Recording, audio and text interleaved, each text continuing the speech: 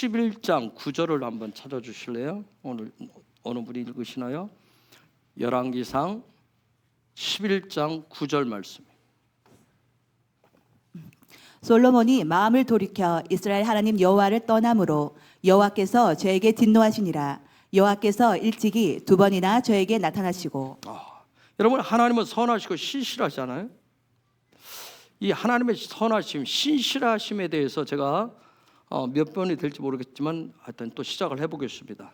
우리가 이번 주 스코트 스캇 주간이에요. 오늘이 에레브 스캇이라고 같이 얘기합니다. 초막절 전야예요. 초막절 전야. 그러니까 스콧이 결혼식이라고 우리가 풀이하니까 스콧이 결혼식이니까 그럼 내일 결혼식이 될 밤이, 그 때문에 오늘은 결혼식 하기 전날 밤이에요. 신부에게 있어서, 신랑에게 있어서도 굉장히 기대가 되고 설레는 밤일 거예요.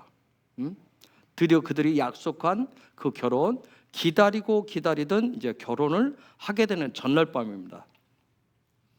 여러분도 아마 그런 경험들을 하셨는지 모르겠지만 얼마나 마음이 들뜨고 설레이겠는가.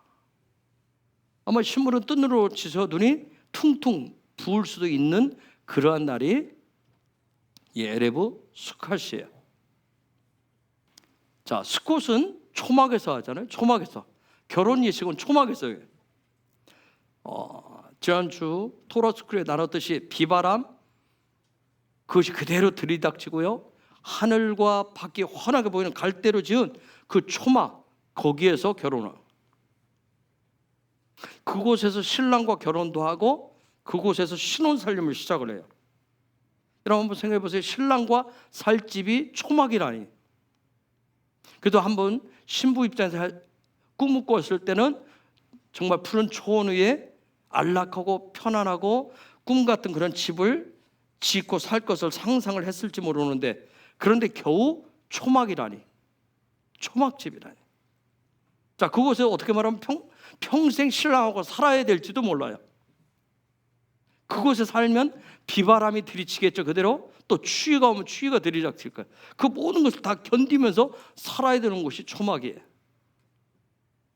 그런데 그 초막의 집을 신랑이신 예수아가 저와 여러분들 마음 중심에 세워놓으셨다는 거예요. 그 초막의 성전은. 그것을 그렇기 때문에 초막, 그것을 성전이라고 얘기하는데, 여러분 우리가 생각할 때 일반적인 사고방식으로 하면 신랑과 영원히 살 집이다. 그러면 견고해서 그 어떤 비바람이 닥치든 추위가 오든 어떤 외부의 어떤 다른 어떤 공격이나 침범이 와도 그것을 막아낼 수 있는, 들어올 수 없는 완벽한 집이 지어져 있어야 되는데, 그런데 겨우 초막이라니, 초막집이라니. 여러분 토라식으로 말하면, 히브리 관점에서 얘기하면 예수아를 신랑으로 기다리는 신부들은 초막에서 기다리는 거예요. 초막에서 기다립니다. 즉 세상의 비바람과 같은 풍조, 혼란, 혼돈, 어두움 이런 것 등, 또 전쟁, 기근, 지진 이런 것들이 몰아치는 고난과 여러 가지 어려움들 고스란히 받아내셔야 될 그런 초막에서 지내면서 기다리는 거예요. 오직 한 번 신랑 예수아를 고대하면서 지내셔야 됩니다. 만약 저와 여러분들이 생각하는 대로 성전, 견고한 반석 위에 세워진 성전으로 생각을 했다면, 신약 성경에 나와 있는 예수아가 말씀하셨던 그 48년 걸려서 지었었던 무슨 성전이에요? 헤롯 성전이 있었어요. 그런데 저거 무너질 거야, 무너뜨릴 것이라고 예언하지 않으셨을 거예요. 그렇죠? 저거 봐라, 저 48년 너희들은 더 시간을 걸쳐서 더 견고하고 더 웅장하고 더 멋진 성전을 지어야 된다, 그렇게 하셨을 거예요. 야, 저 성전을 좀 더 잘 보수해가지고 잘 리모델링해서 계속 세월 속에서도 내가 올 때까지 저것을 너희들 지켜내야 된다, 그렇게 말씀하지 않았어요.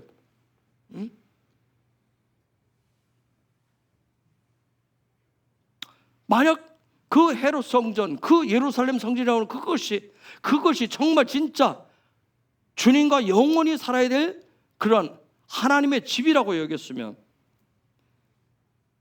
아마 지난 2000년 동안 우리는 더 견고하고 더 멋진, 더 화려한 집을 지어야 됐을 거예요. 그런 집에서 주님과 함께 영원히 살 것이라고 하는 소망을 안고 우리는 들뜬 마음에 기다릴 수 있어야 될 거예요. 그런데 여러분, 우리가 이미 공부하고 있지만 성막도 그렇고 초막도 그렇고 주님이 이 땅에서 지으신 것은 보잘것없는, 명령하신 집은 보잘것없는 갈대로 지은 성막은 텐트에 불과할 뿐이었어요. 어떤 비바람이 불면 비바람이 다 들어와야 되고 추위가 오면 추위가 다 들어와야 되는 외부의 영향을 그대로 받아야 하는 그런 집을 지으라고 명하셨고 또 그렇게 지어놓고 가셨어요. 그런데 놀라운 점은 뭐냐면 그런 집에 주님이 찾아오셔서 머무신다는 점이에요. 여러분, 우리가 예수를 믿지만 우리 마음 가운데 수많은 갈등, 염려, 고난, 공고함들 누구에게나 다 찾아와요. 그런데 놀라운 것은 뭐냐면 예수를 믿는 자들 마음 가운데도 동일하게 그러한 고난과 같은 일들이, 공고함들이, 가난들이 찾아오는데 놀라운 것은 그들 가운데, 그곳에 보잘것없어 보이는 그 사람 마음 가운데 염려거리를 가득 쌓이고 정말 그러한 갈등으로 많이 쌓이는 그 가운데 주님이 찾아오신다는 거예요. 찾아오시고 머무신다는 거예요. 왜? 주님이 지어놓으신 성전이기 때문에, 초막과 같은 그런 성전이기 때문에 그곳에 임재하시는 거예요. 그 집에서 주님은 그 사람과 함께 희노애락을 함께 다 나누시는 거예요. 그 집에서 하나님 아버지의 선하심, 신실함들을 계속 나누어 주시는 거예요. 그것을 쉐키나 영광이라고 그와 같이 얘기합니다. 그걸 쉐키나 영광이라고 그래요. 여러분, 토라 얘기 우리 계속 하지만 토라는 단순하게 믿음을 위한 그런 말씀이 아니에요. 하늘의 삶을 예수가 우리 가운데 지어놓은 우리 마음의 그 성전, 초막과 같은 그 성전에서 그곳에서 신랑 예수와 함께 나누도록 주신 하나님 아버지의 사랑이 바로 토라인 거예요. 그래서 성경은 사랑은 뭐라고 얘기하냐면 알미라고 같이 얘기를 합니다. 아는 것이라고 얘기해요. 이걸 히브리어로는 야다라고 표현을 했어요. 야다라고 해놓았어요. 이 야다라고 하는 말은 무슨 얘기냐면 부부가 사랑함으로 한 몸을 이루는 사랑을 통해서 서로를 날마다 매일 조금씩 더 깊이 서로를 알아가듯이 우리도 그 초막에서 신랑 되신 주님과 날마다 그분의 사랑을, 그 주님을, 그 신랑을 조금씩 날마다 깊이 있게 알아가시는 거예요. 그런데 요 야다를 단순히 어떤 육적인 오감으로 즐기고 기뻐하는 쾌락으로 여기고 살아갈 때 그걸 성경에서는 때로는 우상숭배라고 얘기했고 때로는 음행이라고 얘기했고 때로는 정욕이라고 했고 때로는 욕망이라고 여러 가지 말들로 표현을 해놨어요. 그런 것들은 다 선악과를 기반으로 해서 생긴 문제들. 여러분, 제가 조금 전에 쉐키나 영광이라고 하는 그런 말을 썼어요. 우리가 쉐키나 영광을 위해서 단순하게 어떤 초자연적인 역사, 초자연적인 어떤 기적 그것으로만 생각을 하시고 해석을 하고 그렇게 그런 역사가 일어나기를 기대하시면 그러한 육적인 욕망에 빠질 수가 있어요. 주님을, 예수를 단지 육적인 쾌락을 위해서 요구할 수가 있어요. 여러분, 우리가 예수를 통해서 우리가 살아가면서 내가 예수 믿기 때문에 어떤 세상에 어떤 비바람도 들어오지 않는 견고한, 화려한, 튼튼한, 무너지지 않은, 지진에도 무너지지 않은 어떤 아주 어마어마한 견고한 집을, 돌집을 기대할 때 그런 욕심에 욕망에 빠질 수 있어요. 비록 보잘것없어 보이는 초막이라 할지라도 그 어느 곳이 되었든지 그 주님과 함께라면 그곳이 바로 우리 조금 전에 불렀던 찬양처럼 그곳이 바로 천국인 거예요. 어떤 그런 초막 속에 살고 있지만 세상에 비바람, 염려, 걱정 그러니까 다 들어오지만 때로는 그런 것 때문에 두려움이 생기고 염려가 생기고 걱정이 생기고 근심이 생기지만 여러분 우리는 예수를 믿기 때문에 그런 것은 전혀 없을 것이라고 하는 하나님 아버지의 집은 주님이 지어놓으신 성전은 결코 그런 것들이 들어올 수 없는 아주 견고한 그런 집이라고 우리가 혹여라도 그렇게 고백하고 살아가면 그것은 주님과의 온전한 야다를 이룰 수가 없어요. 비바람이 들어오고 여러 가지 염려거리가 들어오지만 그럼에도 불구하고 주님과 함께하는 주님으로 인해서 예수로 인해서 그런 염려 속에서도 평안을 찾게 노라고 그런 믿음을 갖게 노라고 소망을 갖게 노라고 그곳이 바로 아버지의 집이라고 고백할 때 그러한 삶을 임재 중심의 쉐키나 영광의 삶이라고 얘기합니다. 그런 그곳에 하나님의 선하심이 하나님의 신실하심이 나타나는 거예요. 이미 우리가 5785년이 시작되어졌어요. 저는 저 개인적으로 욤테루아 나팔절이죠. 욤키프로 대속제일 이 두 가지 절기를 지나서 이제 우리가 스콧 안으로 지금 들어가고 있는데 이 안으로 들어가면서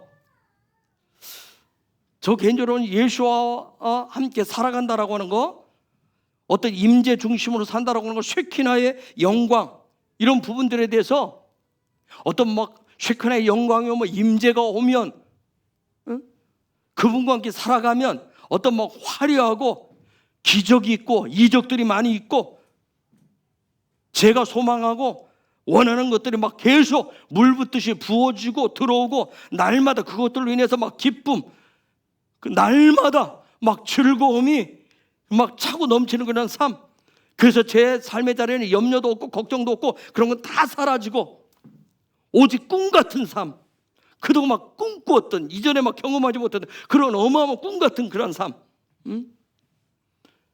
그래서 세상의 어떤 영적 공격에도 결코 무너지지 않는 아주 철통 같은 그런 집 그런 성전 하나님의 집을 짓는 것이 아니라 똑같이 우리가 세상 속에 있기 때문에 세상으로부터 오는 그런 비바람들로 인해서 오는 어떤 염려, 걱정 또 그로 인해 내 안에 생기는 뭐 수많은 어떤 갈등, 근심 등이 밀려 들어오는 어떤 그런 초막 그런데 놀라운 것은 그 안에 그 초막집에 신랑이신 주님이 함께 계시기 때문에 두려움도 염려도 그 순간 걱정도 사라지고 오직 신랑 한 분 예수와로 인해서 오는 어떤 신혼의 어떤 달콤한 사랑처럼 그래서 날마다 신랑이신 예수와의 품에서 눕고 자고 깨고 그리고 신랑 예수와의 얼굴만을 바라보는 것으로 만족하고 행복하다라고 하는 것을 제가 올 들어서 지금 이 기간 지나서 아주 조금 제가 깨닫고 있습니다. 아주 조금 깨달았다.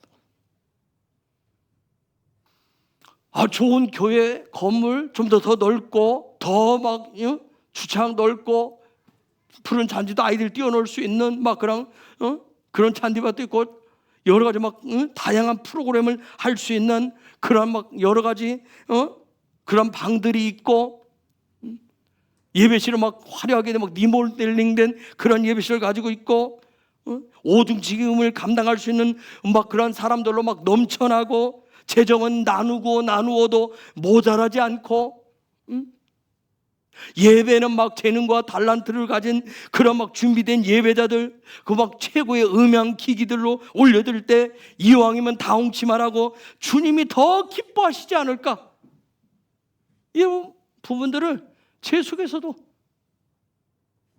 생각을 해왔던 부분들이었어요. 그런데 그런데 그런 것들이 하나 없어도 오직 주님 한 분만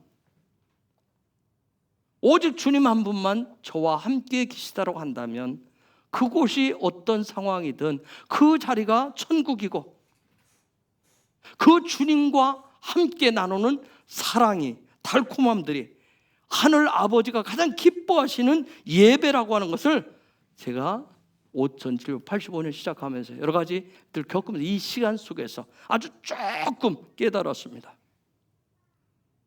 그래서 5785년 총 주제는, 토라포션 총 주제는 자유케 함이에요. 자유함입니다. 그 초막 안에서, 주님이 지어주신 그 초막 안에서 주님과 함께 시작하는 거예요. 오직 신랑이신 예수와의 얼굴을 좀 더 가까이 다가가서 바라보는 것으로 최고의 즐거움으로 삼고 그것을 행복으로 여기는 거예요. 그 삶이 바로 자유함이 있는 삶입니다. 여러분, 올해도 또 우리가 겪어보지 못한 수많은 비바람과 같은 그런 혹독한 추위나 강풍으로 인한 공고함들이 우리에게 찾아올지도 모릅니다. 그런다 할지라도 신랑 예수와 함께 한다면, 그분 곁에, 그분 앞에 내가 그분과 더 야다할 수만 있다면 우리는 그 모든 것들을 이겨낼 수 있을 거예요. 그 주님으로 인해서 우리는 자유함을 얻게 되고 누리게 될 것입니다.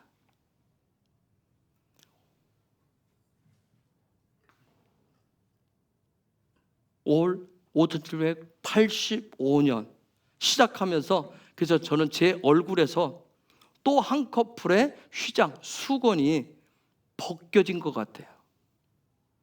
그래서 저는 또 감사한 거예요. 그래서 주님의 선하심, 주님의 신실하심이 더 풀어지고 확장될 것들이 기대가 됩니다. 여러분에게도 그런 말씀들이 있겠지만 저도 올해 저에게 주신 말씀이 로마서 12장 2절이에요. 이 말씀 올해는 유난히 순간순간 매일 묵상하고 그리고 성령님 앞에 묻고 성령님의 어떤 도심 속에서 또 해석도 해보고 또 적용도 해보면서 올 한 해 동안 더 자유하고 그래서 그분의 신실하심 속에 선하심 속에 더 깊이 들어가는 해가 될 것을 소망합니다. 그런데 한 가지 바람이 있어요. 출발을 이렇게 고백을 해놓고, 그렇죠? 신혼에 여러분들이 뭐라고 해요? 당신만 있으면 좋다고 해놓고 우리 살아보니까 뭐 얼마 지나지 않아서 돈 문제, 또 아이가 생각해 자식들의 교육 문제, 또 주변인들과의 관계 등으로 우리는 또 화내고 분노하고 싸우는 일들이 있듯이 주님 한 분이면 됩니다. 주님을 조금 알았어요. 주님과 좀 더 야다할 거예요. 해놓고 이렇게 고백해놓고 또 출발을 이렇게 시작을 해놓고 마치 주변에서 일어나는 어떤 문제 때문에 또 주님 앞에서 주님과 씨름할지도 모릅니다. 주님을 향해서 화도 낼지 몰라요. 심지어는 주님과 갈등하면서 다투는 일이 생길지도 모르겠어요. 과연 그때 어떻게 하면 제 마음 안에서 제 삶에 대해 생기는 이런 화와 분노, 이것들을 어떻게 해결할 것인가? 오늘은 신실하신 하나님에 대한 영역 중에서 화와 분노를 통해서 그분의 화, 성경에 보면 하나님의 화를 내셨다, 분노하셨다, 진노하셨다, 이런 부분들을 통해서 우리의 삶의 자리에서 생기는, 내 안에서 생기는 화, 분노, 이런 부분들을 해결하는 법들을 우리가 한번 말씀을 통해서 잠시 보고자 합니다. 여러분, 화와 분노는 왜 내죠? 화와 분노는 왜 내요? 이건 그 나의 이기심 때문에, 나의 욕심 때문에 화와 분노를 내는 거예요. 여러분, 바울은 부부간에 화와 분노를 냈으면 어떻게 얘기하죠?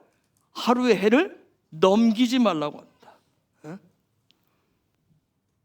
자기 속에서 일어나는 그런 화와 분노를 마치 상대방 탓으로 돌리고 하루에가 아니라 때로는 몇 주, 몇 개월씩 가져가는 것은 오직 주님만을 사랑하고 오직 주님 한 분만으로 만족한다는 그 고백은, 그러한 사람이 드리는 예배는 주님이 받지 않은 거짓된 것이라 하는 거예요.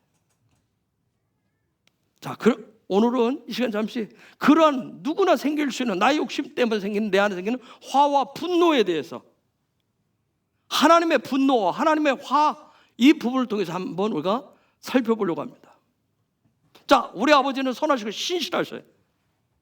여러분, 신실하신 하나님이, 선하신 하나님이, 사랑이 많으신 하나님이 화를 내고 분노하실 수 있을까요? 여러분, 어마어마한 창조주이신 그분, 전능자이신 그분, 신이신 그분이 여러분 화를 내면 저와 여러분이 감당할 수 있을까요?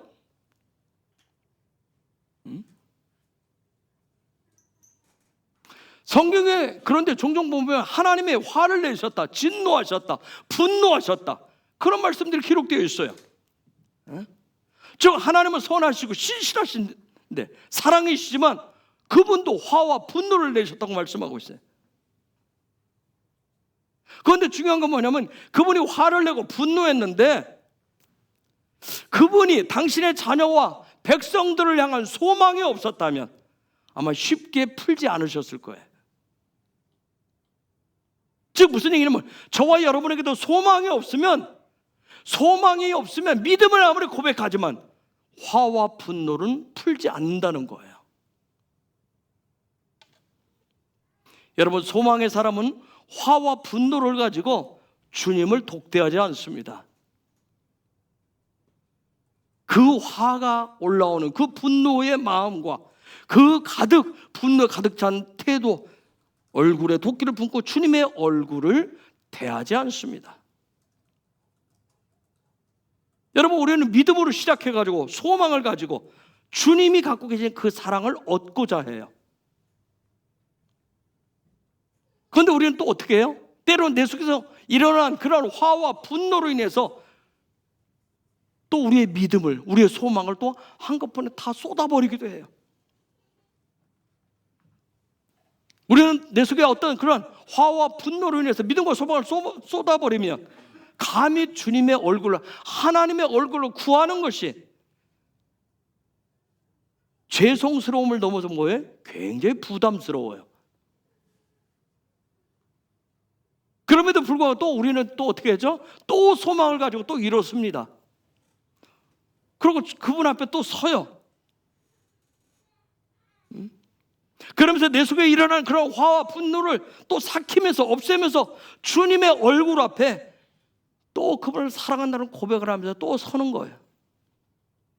그것이 바로 예배자의 삶이고 쉐키나 영광 안에서의 삶이기 때문에 그런 거예요. 자, 왕상 11장에 나오는 솔로몬은 대단한 사람이에요. 여러분이 알대로 대단한 사람이었어요. 하지만 그런 대단한 사람이었지만 그가 왕위를 얻는 데는 쉽지 않았어요. 왜냐하면 솔로몬의 출신 자체가 정통성이 없어요. 정통성이 떨어져요. 솔로몬 입장에서 보면 이복 형들은 다 하나같이 뭐예요? 굉장한 능력자들이었어요. 대단한 사람들이에요. 외적인 모양인데 내적인 모양인데 주변에서 믿고 따르는 어떤 모든 분은 굉장한 사람들이었어요. 그의 아버지 다윗이 특별히 솔로몬을 사랑함에도 불구하고 쉽사리 왕위에 쉽게 올라갈 수가 없었어요. 여러분이 알다시피 그 다윗 그 다음 때 왕위를 놓고 어떻게 했어요? 형제간에 굉장한 갈등들이 있었어요. 그렇죠? 죽고 죽이는 일들이 있었어요. 자, 그런 굉장히 무서운 그런 상황 속에서 뭐예요? 하나님의 신실하심으로, 하나님의 선하심으로 솔로몬이 왕위에 올랐어요. 여러분, 그가 왕위에 올라가지고 첫 번째 드린 하나님 앞에 구한 기도가 뭐예요? 하나님, 제가 좀 어렵게 이 자리에 올라왔어요. 쉽지 않은 거예요. 그래서 잘 훈련된 철강 부대를 주세요. 강철 부대를 주세요. 정말 그 어떤 적이 쳐들어와도 이길 수 있는 최고의 무기를 주세요. 정말 저에게 정말 많은 사람, 제 편에 많은 사람들이 없는데 그 사람들 움직일 수 있는 돈을 주세요. 나라가 부유해질 수 있도록, 강한 나라가 될 수 있도록, 제가 잘 통치할 수 있도록 정치력, 통치력을 주셨어요. 이런 거 아니었어요. 뭐였죠? 우리가 잘 아는 대로 오직 한 가지뿐이었어요. 그렇죠? 하나님이 허락하신, 하나님 주신 이 백성을 잘 다스릴 수 있도록, 통치할 수 있는 지혜를 주옵소서. 이거 한 가지만 구했어요. 즉 무슨 얘기냐면 통찰력과 분별력을 얻게 하는 그 지혜, 그 지혜를 구했던 거예요. 그것을 구했는데 하나님은 어떻게 했다고 그랬어요? 그 한 가지 구한 걸 가지고 굉장히 기뻐하셨다고 그랬어요. 즉 하나님 기뻐하셨다는 얘기는 뭐냐면 솔로몬을 통해서 소망을 본 거예요. 소망을 봤어요. 하나님이 그 왕위에 올라 있는 솔로몬을 통해서 소망을 봤다는 거 굉장한 거예요. 하나님 편에서 봤다는 거. 즉 무슨 얘기냐면 어떤 소망이냐면 다윗을 통해서 세워진 하나님의 나라를 솔로몬이 더 견고하게, 더 든든하게 세울 것이라고 하는 것을 본 거예요. 하나님이. 여러분 그렇다면 왜 솔로몬은 부와 권력 아니면 어떤 사람을 구하지 않고 지혜만을 구했을까요? 여러분 우리는 여기서 솔로몬의 아주 탁월함을 볼 수 있어요. 그는 하나님의 나라가 숙하신 것을 본 거예요. 세상적 관점으로 보면 부와 권력과 부대와 견고한 집을 세우는 수많은 것들, 그런데 하나님의 나라가 숙하시라고 하는 걸 봤어요. 초막이라고 한 걸 본 거예요. 자, 그랬던 솔로몬인데 그 솔로몬을 향해서 오늘 말씀의 11장 9절에는 뭐냐면 하나님의 어마어마한 화와 진노와 분노를 드러내셨다고 그랬어요. 여러분 왜 그랬을까요? 왜 하나님이 진노하셨고 왜 화를 내셨을까요? 하나님은 사랑이신데 언제는 솔로몬을 대단하다고 칭찬하면서 내 마음에 막 흡족하고 네가 지혜를 만을 구했구나, 내가 다 줄게 하면서 막 칭찬하시고 기뻐하시더니 이제는 막 진노하고 분노하셔. 응? 하나님은 신실하다는데 왜 변덕에 죽을 듯 하듯이 왜 이랬다 저랬다 하신 것일까요? 여러분 솔로몬이 지혜 하나만을 구했는데 하나님은 어떻게 했어요? 지혜를 주셨을 뿐만 아니라 부와 권력도 뭐예요? 그냥 전리품식으로 덤으로 주셨어요. 그러면 그걸 주면서 하나님이 요구하신 몇 가지 명령을 지키라고 하는 게 있었어요. 왕상 3장 10절에서 14절 읽어주세요. 왕상 3장 10절에서 14절. 솔로몬이 이것을 구하매 그 말씀이 주의 마음에 맞은지라.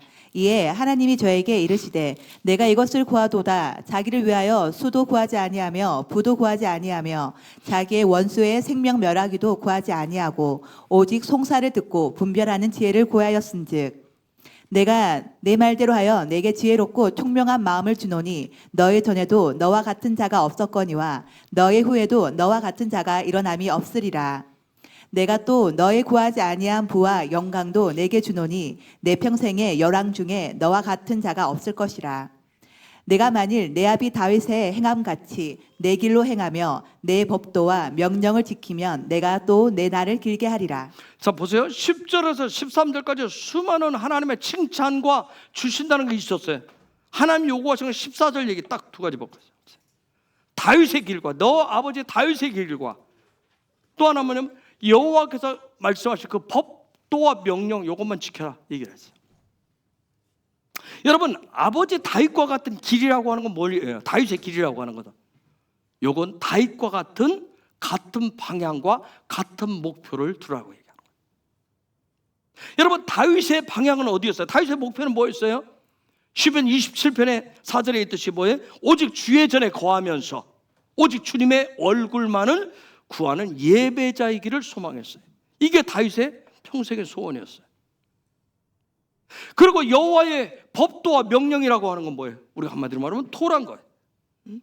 여러분, 솔로몬이 받은 지혜는 엄청난 거였어요. 4장 30절에서 34절 한번 읽어주세요. 얼마나 엄청난지.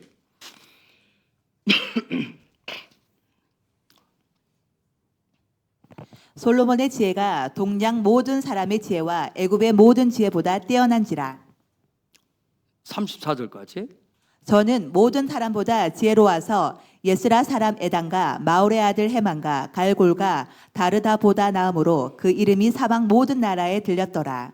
저가 잠언 3천을 말하였고 그 노래는 1,005이며 저가 또 초목을 논하되 레바논 백향목으로부터 담에 나는 우슬초까지 하고 저가 또 짐승과 새와 기어다니는 것과 물고기를 논한지라.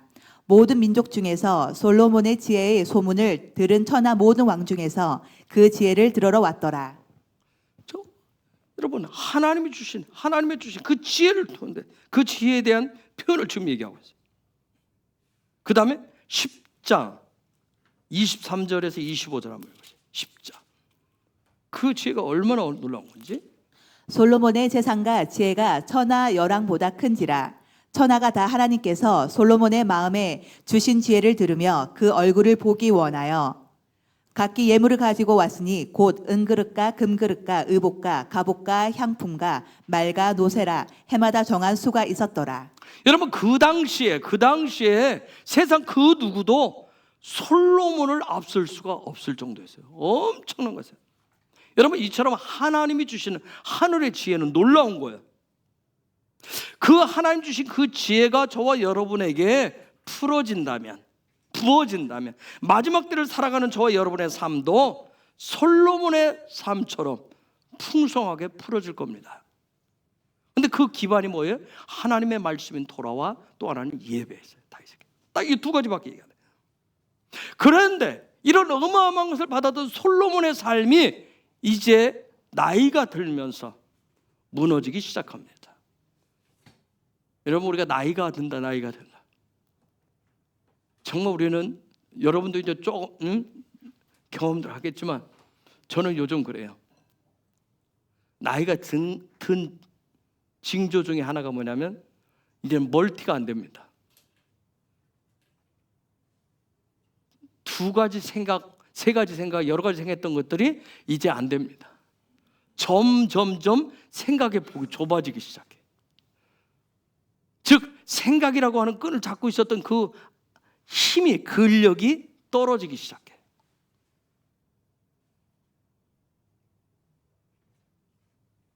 자, 솔로몬의 삶이 무너지기 시작해. 하나님 주신 지혜가 이제 막히기 시작합니다. 왜 그랬을까요? 단순하게 나이를 먹어서요? 단순하게 나이를 먹어서 그랬을까요? 어떻게 하나님 주신 지혜가 이렇게 막힐 수 있었을까? 여러분, 이유가 있었어요. 자, 솔로몬이 뭘 했냐면 성전을 건축하잖아요. 성전 건축했어요. 엄청난 집을 짓습니다. 그런데 성전 건축했을 때 하나님 받으셨나요? 어떻게 했어요? 하나님이 받으셨다는 표시로 영광을 나타내셨어요. 또한 이 솔로몬을 사랑하셨기 때문에 아까 왕상 11장 9절에 있듯이 두 번이나 솔로몬에게 나타나셨었어요. 자, 여러분 생각해 보세요. 두 번이나 하나님의 나타나심이 있었어요. 영광이 있었어요. 어마어마한 성전을 지었어요. 하나님의 영광이 막 나타났죠? 엄청났단 말이에요. 그런데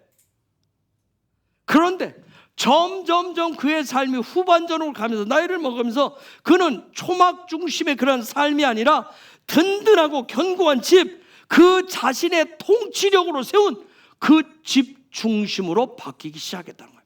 라이프 스타일이 굉장히 중요하잖아요. 여러분, 라이프 스타일은 그 사람이 어떤 사람인지를 나타내준다. 점점점 젊었을 때는 왕의 처음 올랐을 때는 초심도 있었고 하나님 앞에 모든 마음을 기울여서 오직 그 한 가지 하는데 점점 이 라이프 스타일이 바뀌기 시작했어요.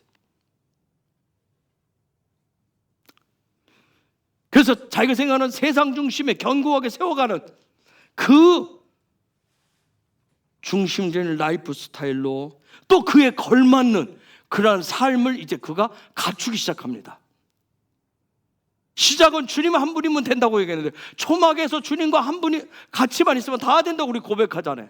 근데 점점 나이를 먹으니까 뭐예요?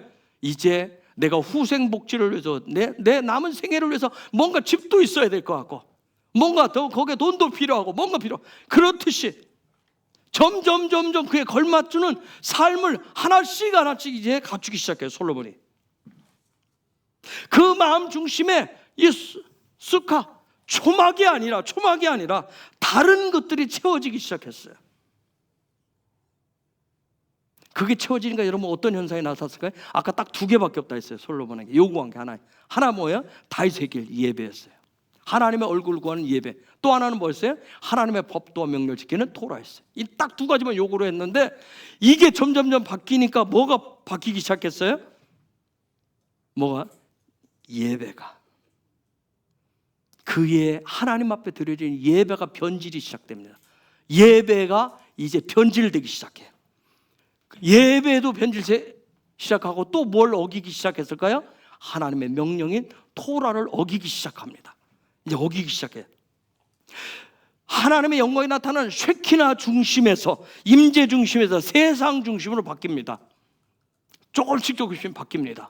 사람 중심으로 변질되기 시작한 거예요. 그래서 그가 다 해놓고 뭘 해요? 이방 여인들을 아내로 다 맞아들이기 시작합니다. 열왕기상 11장 1, 2절 보세요. 11장 1, 2절. 솔로몬 왕이 바로의 딸 외에 이방의 많은 여인을 사랑하였으니 곧 모압과 암몬과 에돔과 시돈과 헷 여인이라. 여호와께서 일찍이 이 여러 국민에게 대하여 이스라엘 자손에게 말씀하시기를 너희는 저희와 서로 통하지 말며 저희도 너희와 서로 통하게 말라. 저희가 정령코 너희의 마음을 돌이켜 저희의 신들을 쫓게 하리라 하셨으나 솔로몬이 저희를 연애하였더라. 자, 서로 통혼하지 말라. 통혼하지 말라는 말은 보라고 하는 단어를 썼는데 보. 들어가고 나왔다. 들어가고 나가는 어떤 부분들.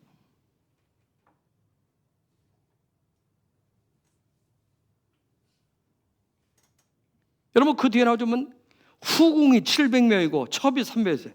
즉 부인이 1000명이 됐어요. 즉 이 얘기는 뭐냐면 솔로몬의 마음이 하나님의 마음으로 돌아왔다가 세상 마음으로 들어왔다. 이것이 들어왔다 나갔다.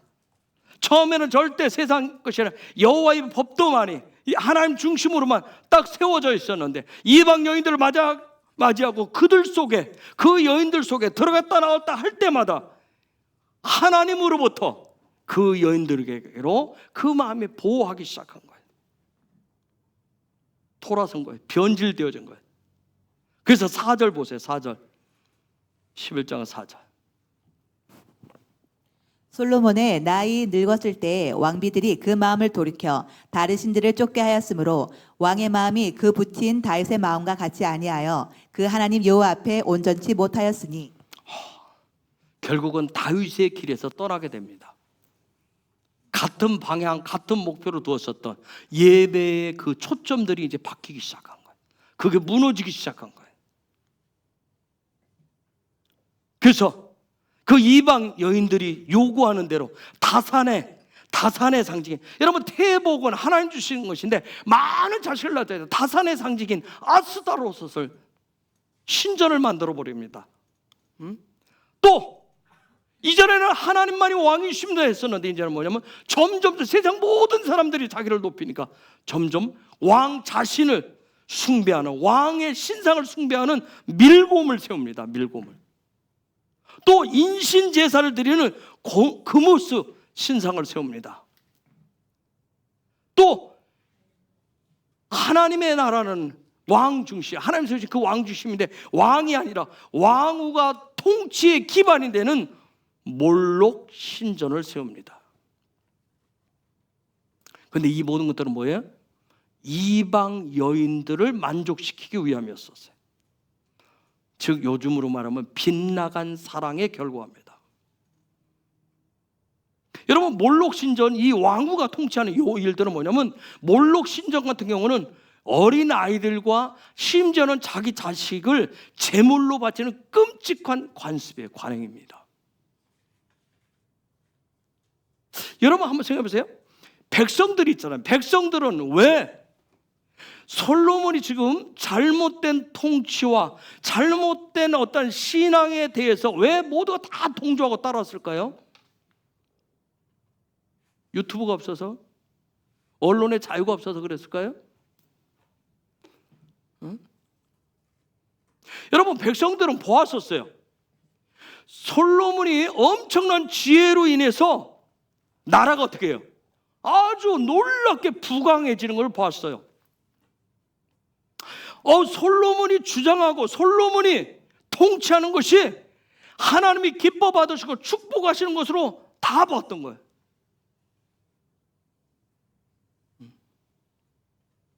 여러분 우리는 여기서 배울 게 있어요. 리더가 되었던 청중이 되었던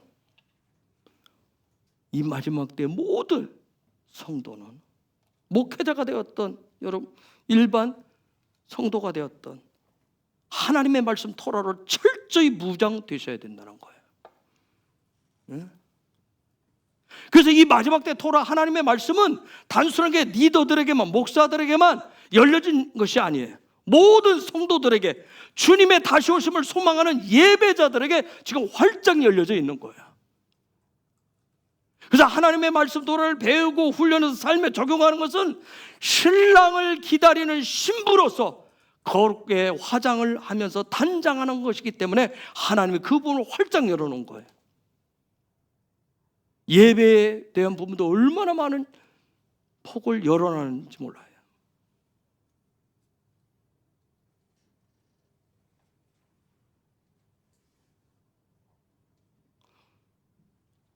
제가 아까 우리가 하프팀 예배하는데 우리 저 하이가 모자 쓰고 여기 앉아서 딱 하고 있잖아요.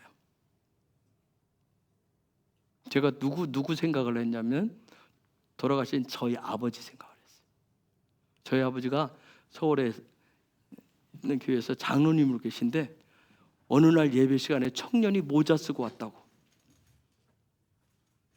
예배 중간에 일어나서 풀떡 일어나서 가가지고 손가락하고 막 모자 쓰고 감히 하나님의 집에 예배하러 오는데 모자 쓰고 왔다고. 그래서 질타와 질시와 그런 것을 받았던 분이에요. 근데 시대가 엄청 바뀌었잖아요. 그렇죠?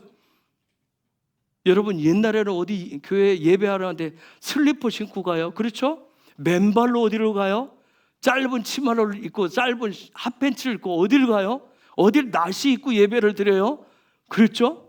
얼마나 지금 시대 얼마나 정말 열방을 해서 하나님의 문을 얼마나 많이 열어놨는지 몰라요. 그렇다고 해서 자기의 즐거움들을 해서 마음껏 하라는 게 아니에요. 그 중심의 예수와와 그 토라 대신 그 예수와와 토라를 분명하게 가지고 있어야 돼요. 여러분 마지막 때 예배자는 오직 주님만을 기다리며 소망 가운데 하나님의 말씀 토라로 신부 단장을 하면서 기다리는 신부들이에요. 여러분 하나님은 아스다로식을 가지고 아니면 밀곰식을 가지고 금우스나 몰록식을 하나님은 마지막 때라고 해서 다 일어났다 해서 그런 방식을 하라고 기다리지 않습니다. 오직 하나님의 말씀 돌아가 가르쳐주는 그 믿음 다윗의 길로 가는 그 소망의 예배를 하나님은 원하고 원하시는 거예요. 그 한 가지만 원하시는 거예요. 그랬는데 솔로몬이 점점점 방향과 목표를 다른 데 두기 시작했어요. 그래서 결국 하나님의 분노를 터뜨리십니다. 자, 왕상 11장 9절 다시 한번 읽어보도록 하겠습니다. 읽어주세요. 솔로몬이 마음을 돌이켜 이스라엘 하나님 여호와를 떠남으로 여호와께서 저에게 진노하시니라. 여호와께서 일찍이 2번이나 저에게 나타나시고. 자, 거기에 보니까 끝자리가 2번이나 나타나셨다고 그래요. 2번이나 나타나셨어요.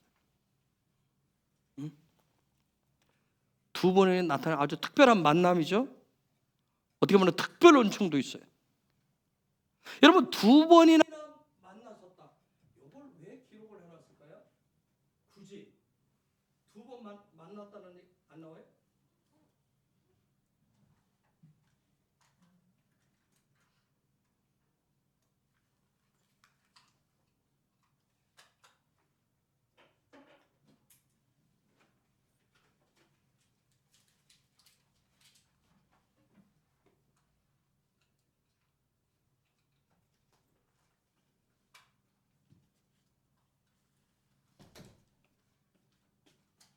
왜 두 번이나 만났다, 나타나 주셨다, 왜 이 얘기를 하려고 했을까요? 이거 오늘 우리에게 뭘 얘기를 해요? 두 번이라는 얘기는 초림과 재림에 대해서 얘기를 해요. 초림과 재림에 대해서 얘기해요.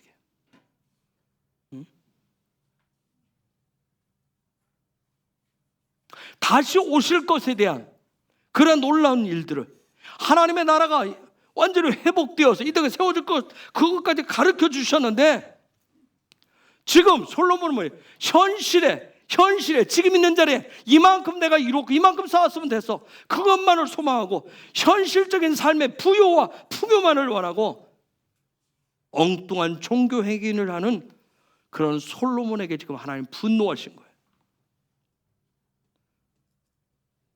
여러분, 솔로몬은 하나님 마음에서부터 출발을 합니다.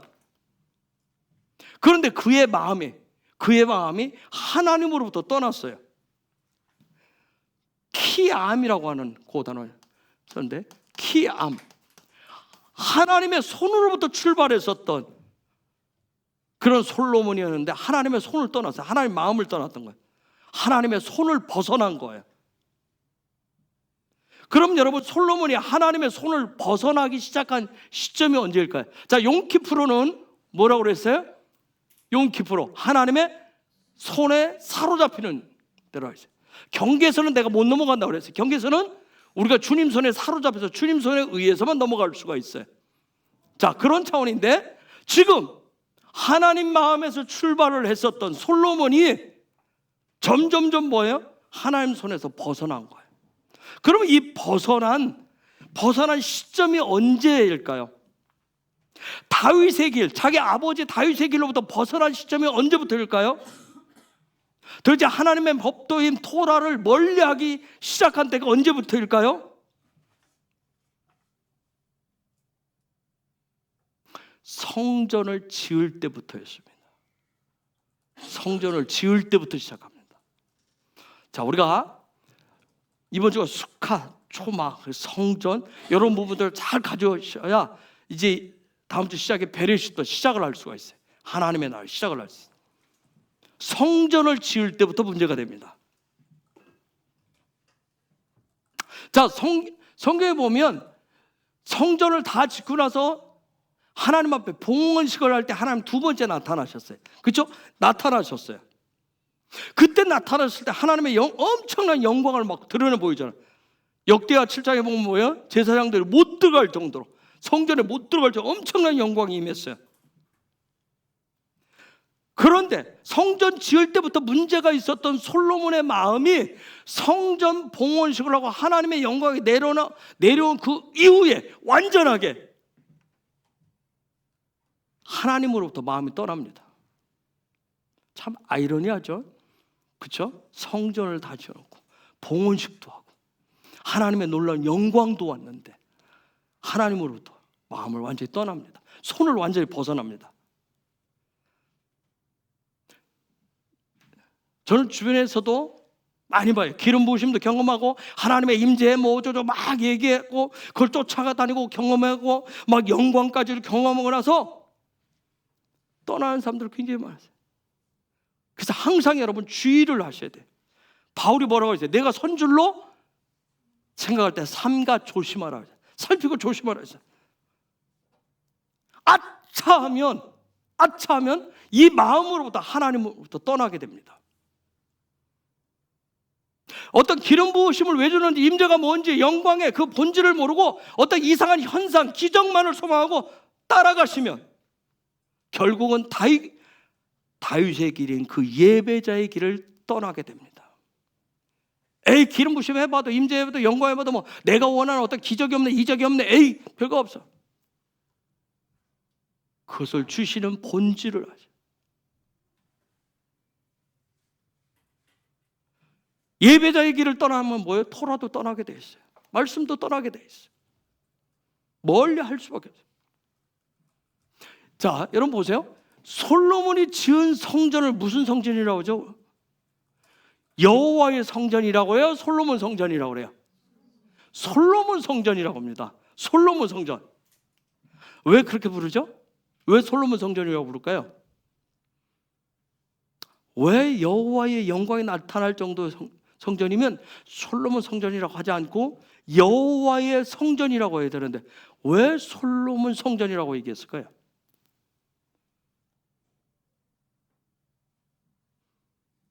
이유는 다른 거예요.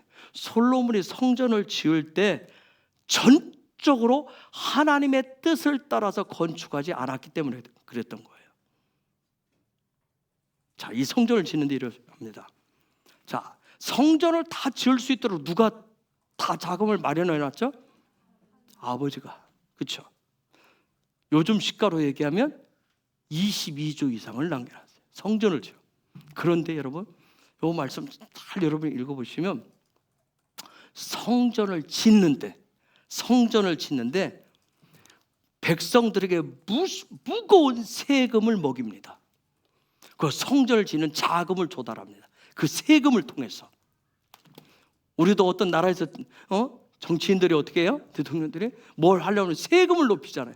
세금을 높이니 많이 이거 가지고 싸우잖아요.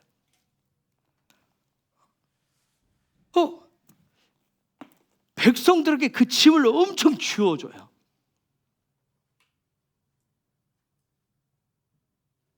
또 하나 뭐 하냐면 고된 돈, 그에 맞는 품삯이 아니라 그냥 성전을 짓는데 너무 힘들어 죽겠다 해도 너무 고되고 힘들다 하는 고된 노동을 시키는 고된 노동을 시켜야 되는 그 인구를 3만 명을 뽑습니다.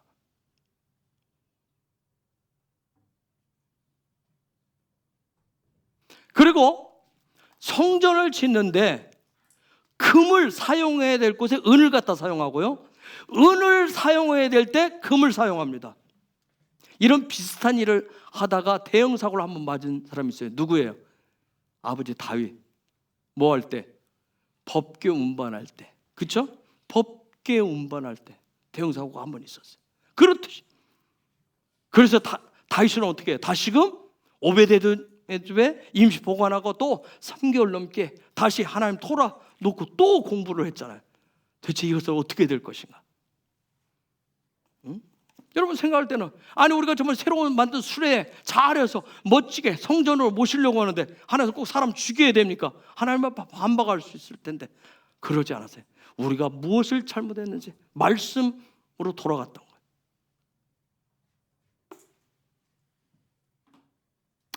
자, 솔로몬이 어마어마한 사람 3만 명을 동원했죠. 어마어마한 세금, 또 아버지가 남겨놓은 그 어마어마한 건축자금, 이걸 통해서 성전을 엄청난 화려하게 굉장하게 세웁니다. 이 성전은 하나님의 집이라기보다는 솔로몬의 평생의 뭐예요? 모든 그의 삶의 집약이라고 하는 기념비라고 할 수 있는 그런 집을 지었던 거예요. 즉 수카, 초막이 아니라 영원토록 무너지지 않을 하나님의 집을 누가? 솔로몬 자기가 지은 거예요. 여러분, 스코트, 초막이 아니었던 거예요.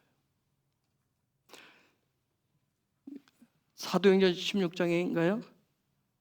무슨 얘기가 있어요? 마지막 때 여러분 혹시 들어봤어요? 다윗의 무너진 장막을 다시 일으키는. 여러분 다윗의 무너진 장막이 뭘로 됐어요? 텐트예요. 텐트.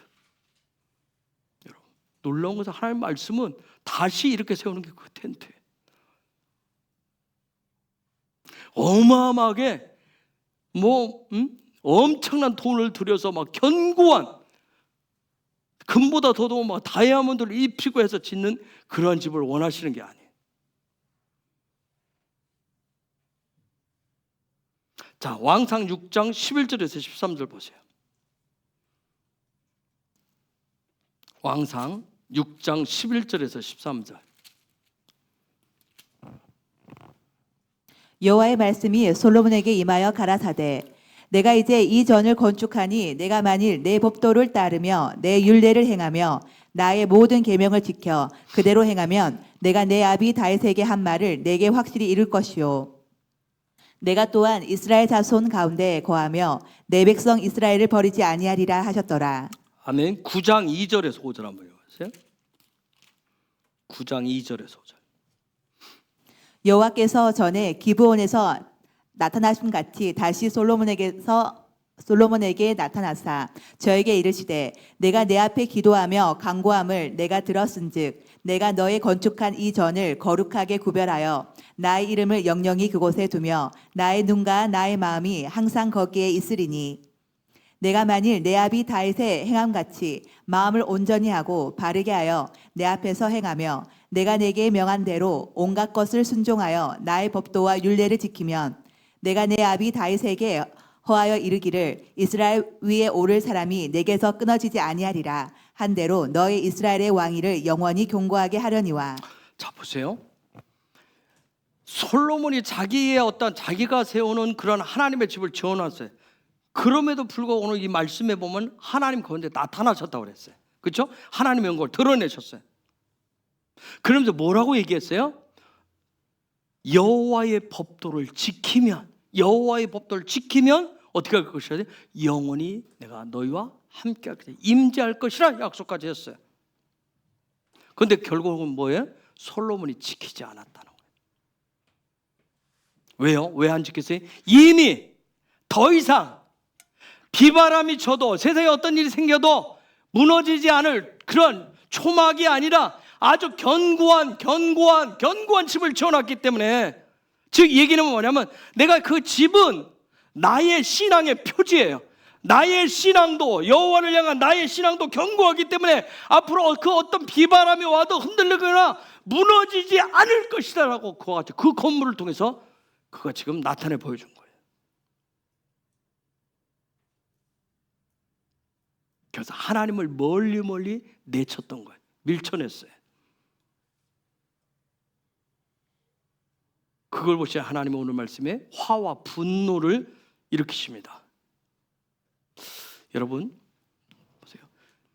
솔로몬이라고 하는 사람, 그 엄청난 사람에게 화와 분노를 내실 수 있다면 저와 여러분에게도 하나님은 화와 분노를 하실 수가 있다는 얘기예요. 이것이 마지막 때 신부단장하면서 예수와를 소망하는 저에게서는 굉장히 두려운 부분이에요. 제가 목사수를 받고 이 길을 거의 40년 가까이 걸어왔지만, 제가 목회를 한다고 하지만 때때로 여러분들의 마음을 불편하게 만드는 말과 행동을 할 때가 많아요. 하물며 하나님의 화와 하나님의 분노를 가져오는 말과 행동을 제가 안 하겠습니까?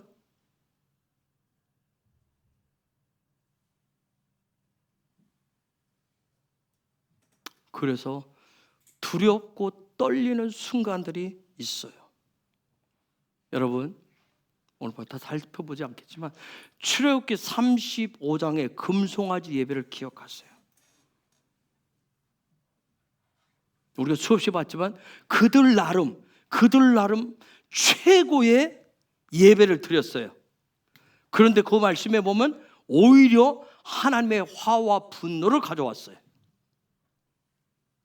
만약 하나님의 분노의 불이 임하도록 내버려 뒀다면 그냥 다 죽었을 거예요. 그런데 거기에 모세가 뭐예요? 생명 걸고 중재자로 섰어요. 여러분 왜 하나님이 분노하셨죠? 왜 그때 분노하셨어요?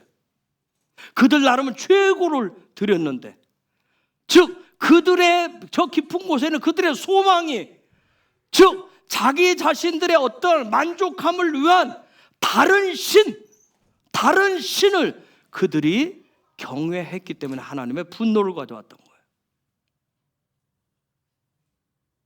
여러분, 우리는 마지막 때인데 마지막 때가 되면 이 마지막 때에도 마찬가지야. 자기의 소망으로, 자기들의 소망으로 인해서 엉뚱한 방식으로 그냥 우리가 어떻게 하면 우리에게 어떤 나의 만족감, 나의 즐거움을 주는 예배를 드릴 수 있는 미혹과 유혹거리가 이 마지막 때 더 많습니다. 저렇게 32장에 나타나는 금송아지 우상은 그들의 애굽에서 보았었던 그것을 흉내냈어요. 이 마지막 때는 그때보다 더 훨씬 많은 것들이 있습니다. 우리를 무너뜨릴 수 있는.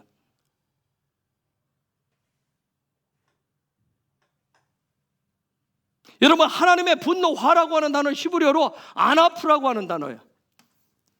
아나프라고 하는 단어입니다. 그런데 히브리서 왕상 11장 9절에서 아나프 앞에 분노하셨다. 여기에 화이트라고 하는 단어를 붙여놨어요. 이 화이트라고 하는 단어는 그냥 좀 히브리 문법으로는 재규형이라고 그래요. 재규형. 즉 무슨 얘기냐면 이 재규형은 스스로 했다는, 하나님이 지금 스스로 화를 내셨다는 거예요. 자, 솔로몬이 이런 부분을 했는데 하나님 분노하셨는데 하나님 안에서 지금 스스로 화를 내셨어요. 그런데 그것을 어디에 그 화가 나타나냐면 솔로몬 안에, 솔로몬 마음 안에, 솔로몬 마음 가운데 베이토 쉘 롬으로 되어 있어요. 솔로몬 안에, 솔로몬 그 마음 안에 하나님의 화가 나타났어요. 어떻게 말하면 여러분 생각해 보세요. 하나님의 화가, 분노가 우리 가운데 쏟아져 들어오면 아마 우리 마음은 터질 거예요. 그저 감당하면서 죽을 거예요. 근데 하나님 스스로가 화를 내셨는데, 하나님 분노하신 것 같은데, 요 분노는 요 히브리어를 찾아보면 11장 9절에서 보면 하나님 자신이 그 화를, 우리가 화가 나면 어떻게, 때로는 폭발하지 못해서 어떻게 하고 다니죠? 혼자 씩씩거리듯이, 막 코를 물렁물렁 씩씩거리듯이 하나님 자신 안에 화를 내신 거예요. 즉, 근데 그걸 뭐라고 표현했냐면 솔로몬에게 분노하셨다 이랬어요. 그래서 솔로몬 안에, 솔로몬은 평화의 왕인데 샬롬이 없게 하셨다는 거예요. 샬롬이 없게 하신 거예요. 이 솔로몬 안에 예배했고 성전을 지었고 하나님의 임재와 영광을 어마어마한 약속을 받았고, 정말 이제는 남은 생에, 나이도 먹고 이제 남은 생에 그런 수많은 여인들과 함께, 수많은 어떤 부와 함께 평안하게 즐기며 살면 된다라고 하는, 성전에 다 지어놨기 때문에 그랬는데, 하나님의 화가, 하나님 안에서 나타나는 이 화가 솔로몬에게 이렇게 부어진 것은 뭐예요? 솔로몬 안에 뭐예요? 샬롬을 빼앗아간 거예요. 샬롬을 빼앗아간 거예요. 예배를 드려도 샬롬이 안 되고, 아시겠어요? 말씀을 들어도 샬롬이 안 되고, 도대체 이걸 내가 어떻게 감당할 수가 없어요.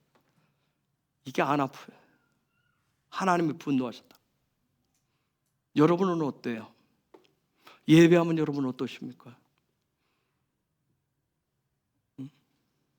샬롬이 있나요? 샬롬은 영으로부터 온다고 그랬어요. 예배하면 짜증이 나세요? 예배하면 화가 나세요? 예배하면 불편해요? 하나님의 화를, 왜요? 솔로몬이 지금 여호와의 법들을 번하고 다윗의 길을 벗어나서 자기의 즐거움 속에 글들을 행하고 있었기 때문에 하나님 그 마음 안에 지금 불편한 마음들을 주신 거예요. 이 세상 그 어떤 인간이 창조주가 내뿜는 그 화와 분노를 다 받아낼 수가 있겠어요? 그런데 하나님 자신 안에 그 화와 분노를 내시고 평강을 뺏어갔다.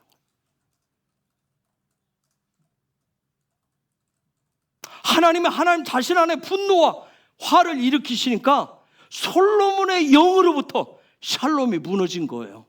여러분, 어마어마한 돈들을 지어서 어마어마한 세월을 거쳐서 어마어마한 사람들 동원해서 결코 수천 년 수만 년이 가도 무너지지 않을 것 같은 어마어마한 그러한 성전, 하나님의 집을 지어놨다고 자부했는데, 이제는 우리에게 주어질 것이 뭐예요? 하나님 주신 샬롬밖에 없을 것이라고 여겼는데, 하나님의 분노를 일으키시니까 뭐예요? 솔로몬으로부터, 즉 그건 뭐예요? 그 백성에게서 샬롬을 다 빼앗아가 버린 거예요. 견고한 성전만 지어놓으면 샬롬이 영원할 것 같았는데, 백성들이 원하는 대로 수단 방법을 가리지 않고 하나님의 마음만 달래면 더 부유하고 더 풍성할 것이라고 여겼는데, 그런데 결과는 뭐예요? 오히려 샬롬을, 평강을 빼앗기는 하나님의 화와 분노만 나았다는 거예요. 여러분, 아나프라고 하는 단어는 샬롬을 빼앗아갈 뿐만 아니라, 우리 안에서 샬롬을 빼앗아갈 뿐만 아니라 또 하나는 좌절과 절망을 가져다 줍니다.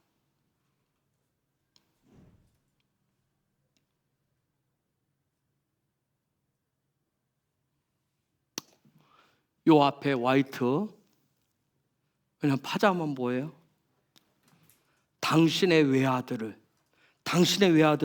못으로 손에 박아가지고 십자가에 매달은 거예요.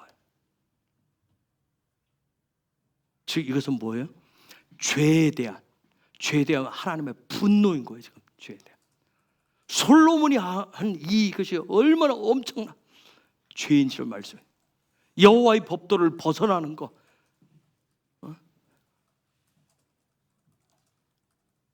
하나님의 말씀, 또 하나님 앞에 예배, 그 부분에 변질되어지는 그 부분이 얼마나 큰 죄인지를 보여준 거예요. 아주 당신의 하나밖에 없는 아들을 그냥 못으로 손에 찔러서 그냥 나무 십자가에 그냥 못 박아 죽여버린 거예요. 하나님의 극대화된 분노예요. 극대화된 분노입니다. 그런데 십자가에 달리신 그 예수를 우리가 단순하게 육신의 눈으로 보시면, 육신의 눈으로 가지고 십자가에 예수가 매달려 죽었지, 그렇게 보시면 우리 안에 생기는 게 뭐예요? 내가 예수를 믿었는데 예수가 그냥 십자가 못 박혀 죽었네? 그것으로 보시면, 단순하게 육신적으로 보시면 우리 마음에 좌절과 절망으로 인한 그런 샬롬이 없어요. 그러면 우리에게 믿음도 소망도 사라져요. 오히려 염려와 걱정으로 해서 한숨만 나와요. 즉 우리 식으로 바꾸면, 내가 예수와를 따라가고 십자가 중심으로 살고 믿음과 소망이 있는 나름대로 예배를 드렸다고 여겼는데, 곧바로 좌절과 절망과 샬롬을 빼앗기는 이런 일들을 경험하셨다면,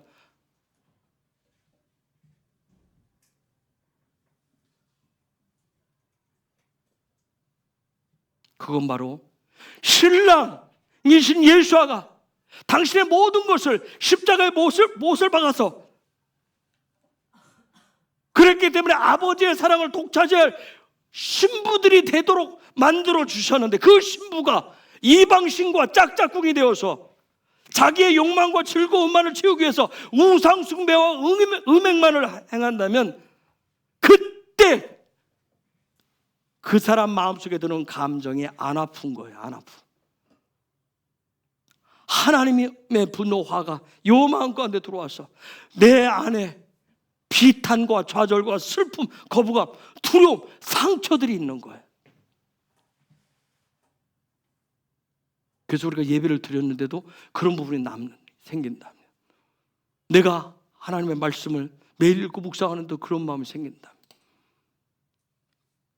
그건 하나님이 받으시는 부분이 아니라 하나님 받지 않으신, 하나님 안에 있는 화와 분노가 우리 가운데 와서 그런 마음들을, 샬롬을 빼어가고 그런 마음이 일어나게 하시는. 여러분, 하나님이 솔로몬을 굉장히 사랑하셨어요. 2번씩이나 나타나 줄 정도로 엄청 사랑하셨어요. 그리고 아버지의 사랑을 다 주셨어요.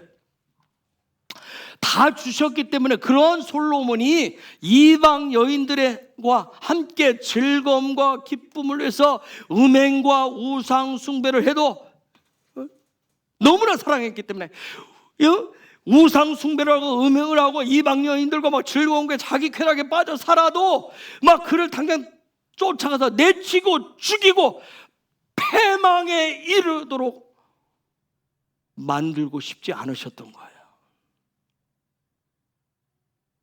이것은 여러분 오늘 우리에게도 동일하게 적용이 됩니다.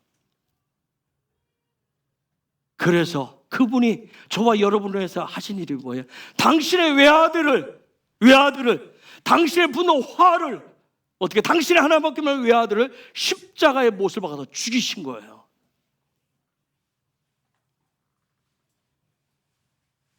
여기에 나오는 아나프, 분노, 화는 하나님 당신의 마음이 얼마나 아프고 상하셨는지에 대한 그런 표현이에요. 여러분 2번이나 나타나셨다. 이것은 솔로몬에게만 나타나신 게 아니에요. 이스라엘 백성들에게 나타나셨다는 뜻이에요. 특히 여기에 나타나셨다 이 얘기는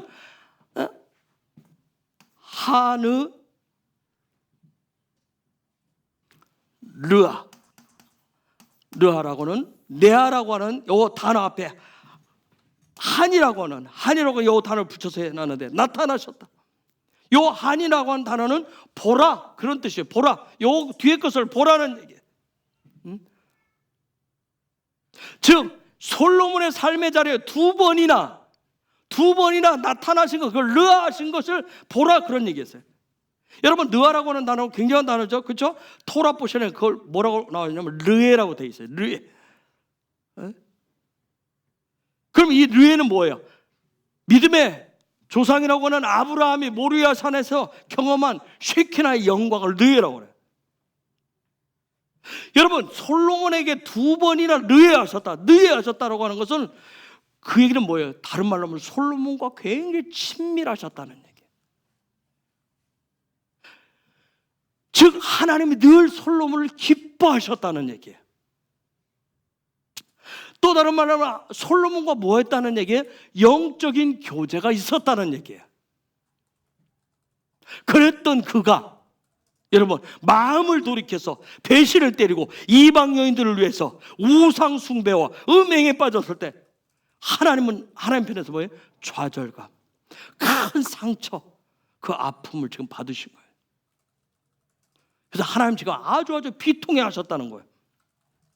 이처럼 죄라고 하는 것은 하나님을 비통에 빠뜨리고요 좌절케 만드는 아주 무서운 거예요. 그것을 분노라고 얘기합니다. 하나님의 분노를 아들한테 내품는데 어떻게 내품는지 보실래요? 화뇌프. 마태복음 27장 45절.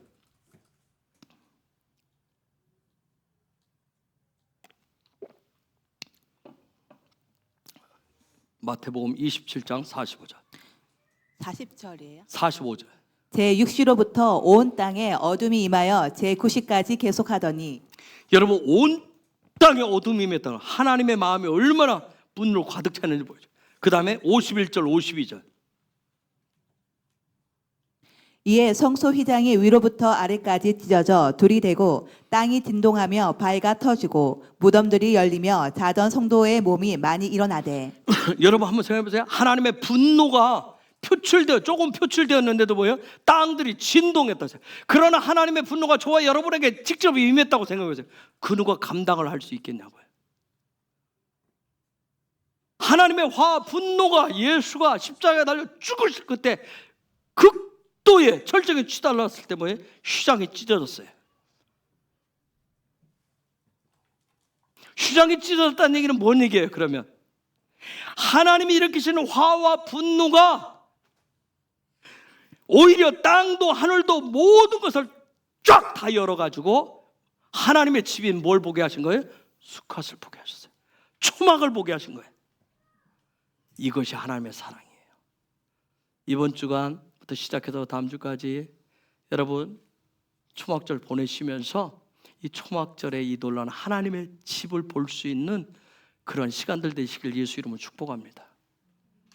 신랑과 함께 앉아있는 그 초막의 그 계시들, 그 비밀들을 여러분 가르쳐달라고 여러분 예배하시고 기도하시면서 글들 열려 보실 수 있기를 바라요. 여러분 소망의 사람은 하나님의 화와 분노를 두려워할 필요가 없는 거예요. 그것은 그분의 사랑을 표현하시는 방법이에요. 그런데 그것을 어디에 표출해요? 당신 스스로 안에 표출을 하십니다. 그러나 우리에게는 그 증표가 뭐예요? 있었던 임재가 샬롬이 사라지는 거예요.